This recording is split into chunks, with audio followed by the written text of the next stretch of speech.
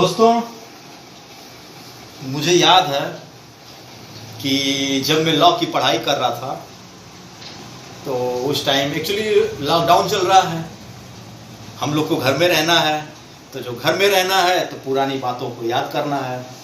तो दोस्तों, मैं आपसे बताना चाहता हूँ कि जब मैं लॉ कर रहा था तो उस टाइम हम लोग प्ले किए थे। एक दीनानाथ का कैरेक्टर था, एक जज साहब का कैरेक्टर था और एक वकील साहब का कैरेक्टर था। ये 3 कैरेक्टर था और बाकी लोग बैठे हुए थे। तो मेरे प्रोफेसर साहब ने मुझे जज का रोल दिया था कि के कमलेश, तुमको जज बनना है। एक सतीश था, उसको दीनानाथ, और एक हमारे सौरभ भाई थे, उनको एडवोकेट का रोल मिला। तो एक्चुअली हुआ क्या कि उस टाइम सौरभ भाई आए ही नहीं और दीनानाथ के लिए तो आ गए थे। और मैं उस समय जब अकेला बचा तो हमारे प्रोफेसर साहब ने कहा कि कमलेश, तुम एडवोकेट बन जाओ और जज उसको बना देते हैं। तो मैंने कहा ठीक है सर।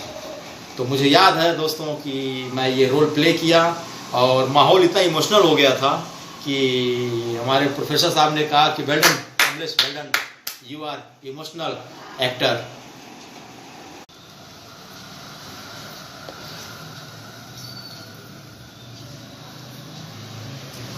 सारे गवाहों को मद्देनजर रखते हुए कोर्ट आज इस डिसीजन पे आ गई है कि दीनानाथ, मैं आपसे ये रिक्वेस्ट करता हूं जज साहब, अपना डिसीजन देने से पहले आप मेरे बातों पे गौर करें। आप कौन हैं? आप सामने आके बोलिए, जो भी आपको कहना है सामने आइए। मैं दीनानाथ का वकील एडवोकेट के जो दीनानाथ की तरफ से पैरवी करना चाहता हूं। मैं दीनानाथ का वकील एडवोकेट के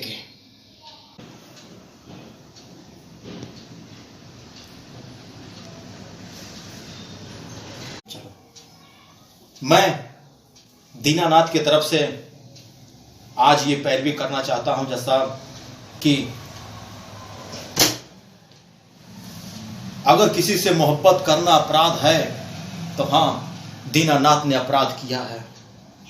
अगर किसी का हिफाजत करना अपराध है तो हाँ, दीनानाथ ने अपराध किया है।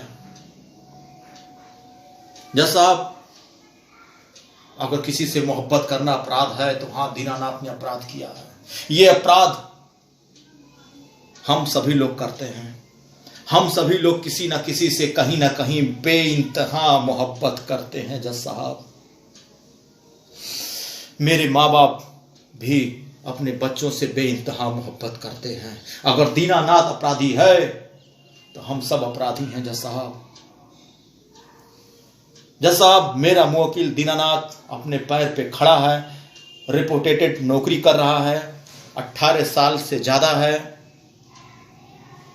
अगर ये किसी से मोहब्बत कर रहा है तो इसमें कोई अपराध नहीं है। जज साहब, अगर ये प्रेम पूर्वक जिंदगी जीना चाहता है तो इसमें कोई अपराध नहीं है। जज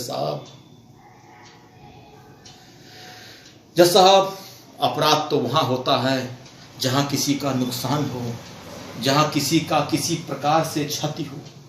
यहां तो जज साहब ना तो दीनानाथ ने कोई अपराध किया है, ना तो किसी का क्षति हुआ है, ना तो किसी का हानि हुआ है।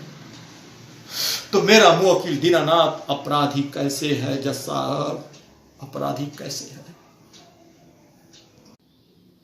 आगे आपका जो भी डिसीजन होगा जज साहब, हम सभी लोगों को मान्य होगा। हम सभी लोगों को आपका डिसीजन मान्य है। हम सभी लोगों को कानून के ऊपर पूरा भरोसा है।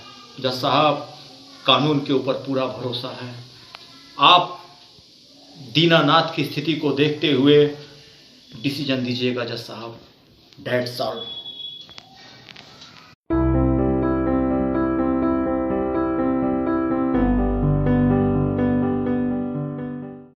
जज साहब, मैं दीनानाथ, मैंने भी लॉ की पढ़ाई किया है मुझे भी पता है कि कानून का उल्लंघन करने पे सज़ा दिया जाता है, लेकिन जज साहब हमने यहाँ कोई उल्लंघन नहीं किया। जज साहब मैं आपसे बताना चाहता हूँ जज साहब कि जब मैं छोटा था तो मैंने अपने बाबूजी से प्यार किया, अपनी माँ से प्यार किया, अपने आस पड़ोस के लोगों से प्यार किया, बड़ा हुआ अपने दोस्तों से प्यार किया, अपने देश से प्यार किया। अगर प्यार करना अपराध है जज साहब तो हाँ, मैंने अपराध किया है। जैसा कि मेरे वकील साहब श्री के सर ने भी कहा है, अगर प्यार करना अपराध है तो हाँ जज साहब, मैं अपराधी हूँ।